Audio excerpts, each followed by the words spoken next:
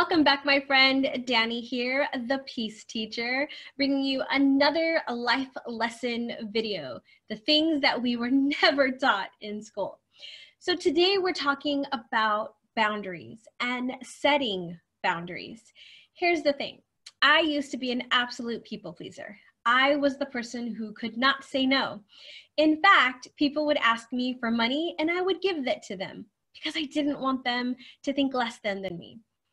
I used to allow other guys, men, my boyfriend, and my coworkers to say inappropriate things to me because I didn't want to hurt their feelings.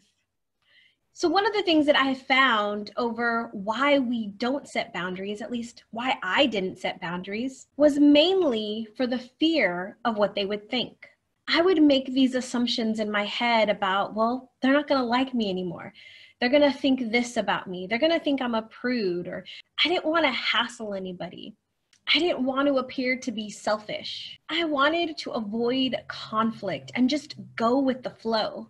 And for a long time, I didn't even know that I didn't have boundaries and that I was allowing these people to do these things and that wasn't okay.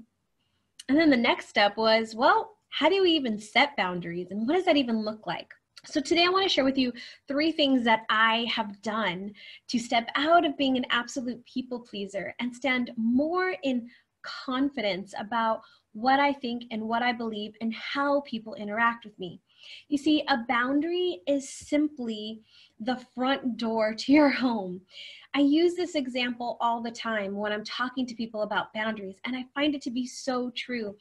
If we have a front door on our home, what does it do? It blocks people from just coming in and out as they please.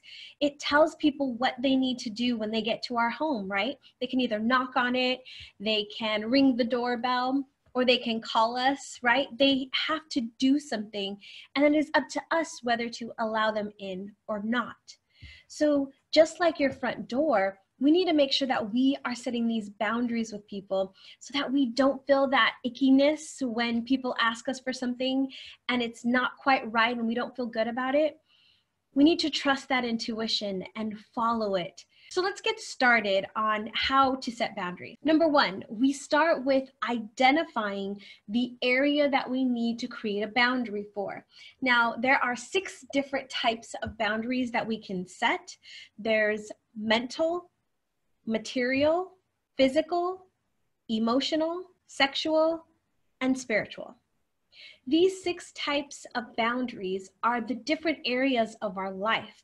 And the very first thing to do is to identify which area do we need to put some boundaries in.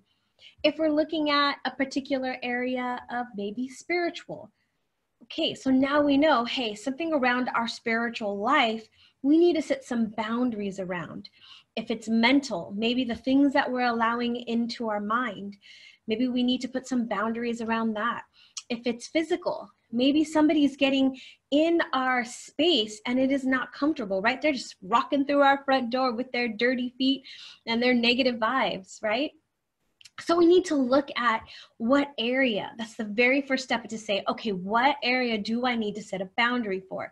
And in my recommendation, I would only start with one area or one boundary first. What happens if we try to set too many boundaries, which I did? For 1, it is overwhelming for you, but 2, it's too much for the outside world as well. And it can be overwhelming for them and overwhelming for you. So I would recommend starting with one area and even one boundary at a time. Step number 2 for setting boundaries is decide what needs to change. Now, this is where we can get caught up in the boundary, is why is it that we want to set a boundary? If we're looking at the mental boundary, one of the mental boundaries that I placed was watching TV.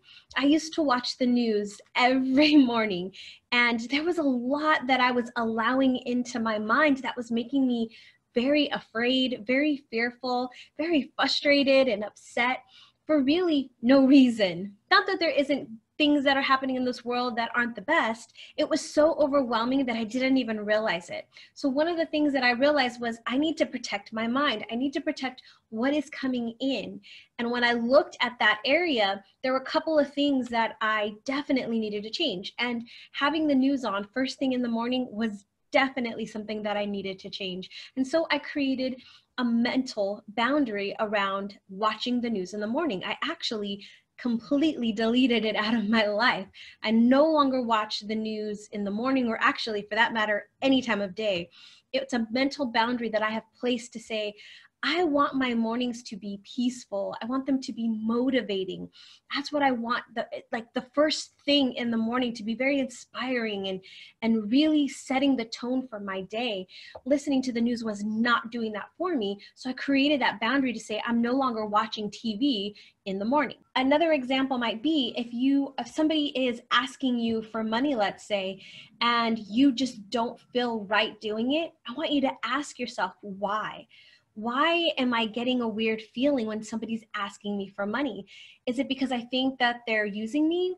Is it because I don't like what they're going to use the money for? I mean, what is it that is for you the reason why you don't like this? What is that feeling? Get in touch of why you're feeling that way, whatever that gut feeling might be for you, or the tenseness in your body, whatever it is for you. Get in touch with what that is. That'll give you so much clarity around why you don't like this thing that's happening to you, and then how to maybe set that boundary. This is the thing that I think most of us, when we're starting to set boundaries, we don't really realize. We just say, okay, I don't like this, and we don't really know why. And so it makes it a lot harder for us when we do set the boundary to keep it reinforced, because we don't exactly know why.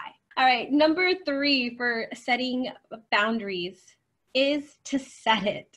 So we've looked at the area that we want to have this boundary. We looked at why we're setting this boundary, what was coming up for us, and what we want to change. And now it's time for us to take the next step and actually set it.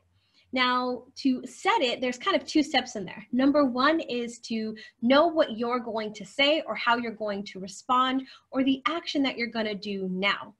For me, when I talked about the TV earlier with the news, was like, okay, now I know I'm not going to watch the TV in the morning.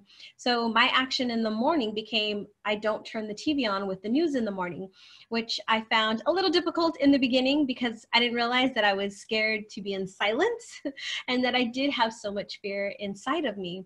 So then after I had done that action, I said it. And so then it became about now the second step, which is reinforcing that boundary day in and day out.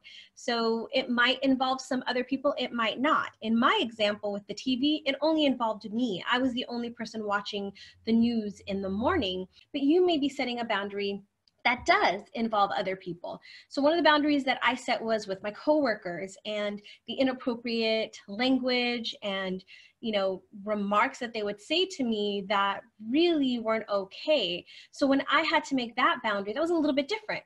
So first I decided, okay, I no longer am going to allow these things to be said to me. So then now that I've made that decision on I'm not allowing that anymore, I had to take the next step, which was the next time it came up, or the next time one of those comments came out of their mouths, I had to say something.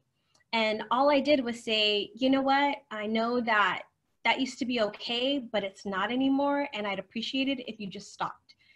And, at first they were like, wait, what are you talking about? They didn't realize they were called out pretty much on what they were doing. And like, well, what do you mean? And so I had to tell them, well, when you said this, that is offensive and I'm not okay with it. And I can tell you that in my situation, they didn't accept it very well. And they did say some things back to me that weren't really the nicest, but I stood my ground and I walked away. I left the situation and I began to create some distance between us until the point was pretty much clear that I was no longer going to accept it. And I can tell you within a month or 2, the language that was used before was not used any longer. It does take that first knowing. Like, I can tell you it was really hard to stand there and my heart was racing and I was sweating because I was so nervous to say it. But once I said it and I stood my ground, they responded, and they had to, because I had made a new decision. Now, the thing with it is one of the reasons why I didn't want to do that was I didn't want to put them on the spot. I didn't want to make them feel bad. But what it did was it helped them gain awareness of what they were doing and how it was actually offending me.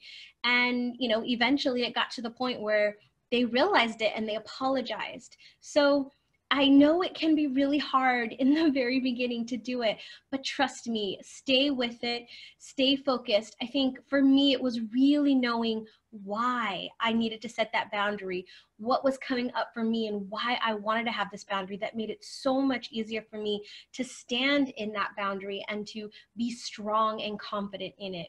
I can tell you now, I set boundaries in all kinds of areas in my life, and my life is so much better because of it. You know, people approach me differently now. The way guys talk to me is different now.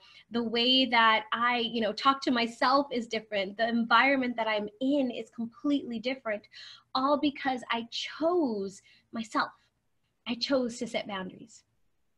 My friend, thank you so much for tuning in today and hearing and starting and learning more about boundaries. I'm going to be talking about boundaries over and over for the next couple of weeks or so. So stay tuned for more conversations on boundaries. Feel free to come on over to Instagram, the community. We have all kinds of conversations going on over there. Our new hypnosis for setting boundaries went live Wednesday. I'll make sure to put that here for you. And lastly, be sure, if you haven't already, to subscribe, as new videos come out every single week about these life lessons that we were never taught. Stay tuned for much, much more coming in the next couple of weeks around boundaries.